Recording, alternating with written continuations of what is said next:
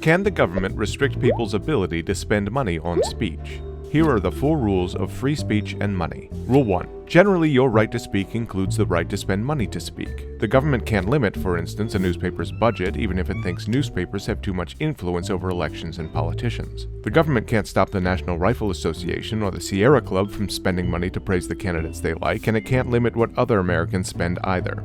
Sometimes people frame the question as, is money speech? But that's not right. Here's an analogy. The Sixth Amendment protects criminal defendants' right to hire a lawyer. Say the government said you can hire any lawyer you like, but you can't pay them more than $1,000. It would be unfair, the theory goes, for rich people to hire better lawyers than poor people can. That restriction would violate the Sixth Amendment, but not because money is a lawyer, but because the right to a lawyer includes the right to spend money on a lawyer. The same is true for most other rights. The Supreme Court has held that people have a right to send their children to private school. If the government were to say you can't spend more than $1,000 a year on private schooling, that would violate the right to educate your children, but again, not because money is an education, but because the right to educate your children includes the right to spend money on schooling. Justice Breyer, who's actually open to substantial restrictions on spending money for speech, put this well.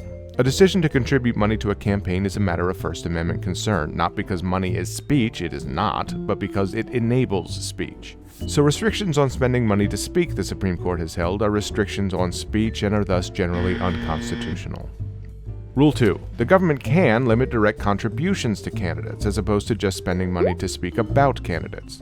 In 1976, for instance, the Supreme Court upheld a cap on contributions to federal candidates. The court also upheld even lower caps, as low as $250, for state and local candidates. Part of the reasoning behind that conclusion is that contribution restrictions limit speech less than expenditure restrictions, precisely because restrictions on contributions to candidates still leave people free to say whatever they like independently of the candidate. Rule 3. The government may also bar nonprofit organizations from spending tax-deductible contributions on political campaigning. The charitable tax deduction is viewed as a sort of subsidy. Say you're in the 40% tax bracket. If you give $1,000 to a charity, you save $400 in taxes. That contribution is thus equivalent to your paying $600 non-tax exempt to the charity and the government forking over $400. Based on this subsidy theory, the Supreme Court has held that the government may attach conditions to this tax deduction. One such condition is that groups that collect tax-deductible money aren't supposed to use it to endorse or oppose political candidates. If they want to engage in such speech, they can, just with money they get without the tax exemption. That's why many groups such as the ACLU, the NRA, the Sierra Club actually have 2 related groups, a so-called 501c3 group that collects tax-deductible donations and can't use them for political campaigning, and a 501c4 group that collects non-tax-deductible donations that it can use for politics.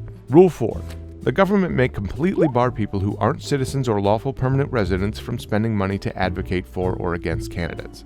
Though non-citizens present in the U.S. generally have broad First Amendment rights, the federal court held that these rights can be limited when it comes to spending even small sums of money related to elections.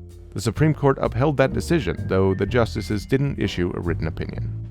So to sum up, your right to speak, like most of your other rights, includes the right to spend money to speak. Contributions given to candidates can be restricted, though speech said independently of the candidates is protected. The government can insist that tax-deductible contributions can't be used to support or oppose candidates, though nonprofits are free to politic for candidates using non-tax-deductible donations. The rule is different for non-citizens, at least those who aren't lawful permanent residents. They can be barred from spending money to support or oppose candidates.